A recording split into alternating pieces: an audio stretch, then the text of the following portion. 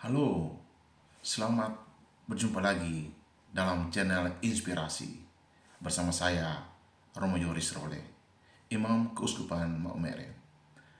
Kali ini, inspirasi kita datang dari satu cerita ilustrasi tentang Natal. Cerita inspiratif tentang Natal yang bisa menginspirasi kita semua. Diceritakan bahwa suatu ketika ada seorang pria yang menganggap Natal sebagai sebuah tahyul belaka. Dia bukanlah orang yang kikir. Dia adalah pria yang baik hati dan tulus. Dia setia kepada keluarganya dan bersih kelakuannya terhadap orang lain. Ia pria hebat, tetapi ia tidak percaya pada kelahiran Kristus yang diceritakan setiap gereja di hari Natal. Sungguh, dia sungguh tidak percaya. Saya benar-benar minta maaf jika saya membuat kamu sedih, kata pria itu kepada istrinya yang rajin pergi ke gereja. Tapi saya tidak dapat mengerti mengapa Tuhan mau menjadi manusia. Itu adalah hal yang tidak masuk akal bagi saya. Pada malam Natal, istri dan anak-anaknya pergi menghadiri misa tengah malam di gereja. Pria itu menolak untuk menemani mereka. Saya tidak mau menjadi munafik, jawabnya.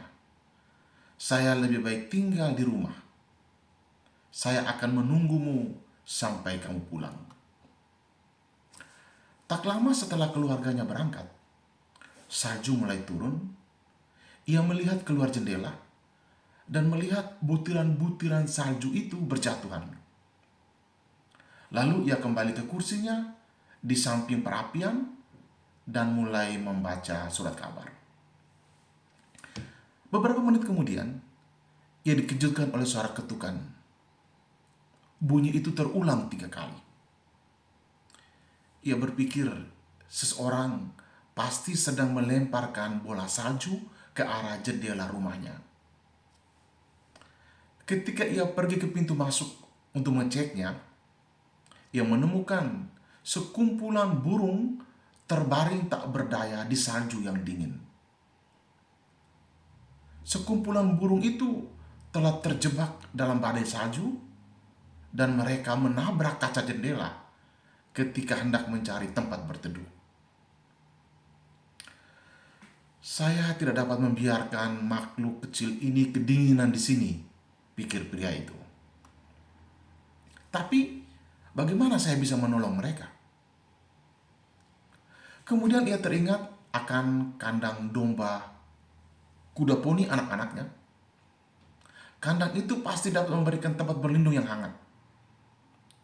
Dengan segera, pria itu mengambil jaketnya dan pergi ke kandang kuda tersebut. Ia membuka pintunya lebar-lebar dan menyalakan lampunya.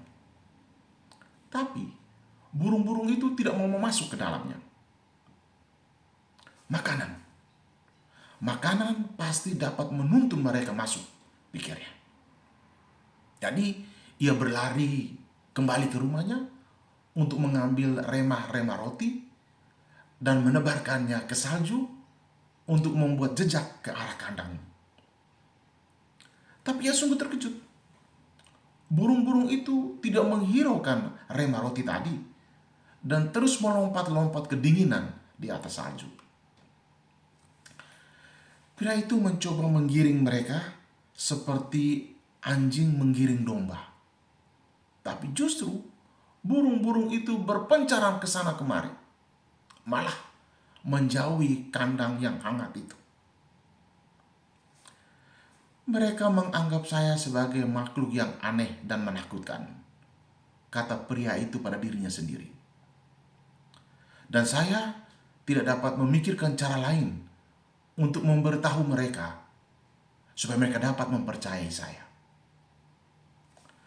Kalau saja saya dapat menjadi seekor burung selama beberapa menit, mungkin saya dapat membawa mereka pada tempat yang aman. Pria itu mengulang kembali.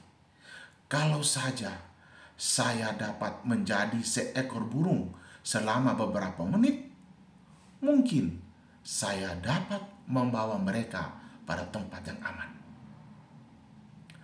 Pada saat itu juga, lonceng gereja berbunyi. Pria itu berdiri tertegun selama beberapa waktu. Mendengarkan bunyi lonceng itu menyambut Natal yang indah di tengah malam yang syahdu. Kemudian ia terjatuh pada lututnya dan berkata, "Sekarang saya mengerti," bisiknya dengan terisak. "Tuhan, kini saya paham mengapa Engkau harus menjadi manusia." Terima kasih atas inisiatif dan pengorbananmu. Saudara dan saudaraku yang terkasih, selamat merayakan Natal. Semoga kehadirannya di hari Natal membahagiakan kita semua. God bless you all, and Mother Mary, pray for us.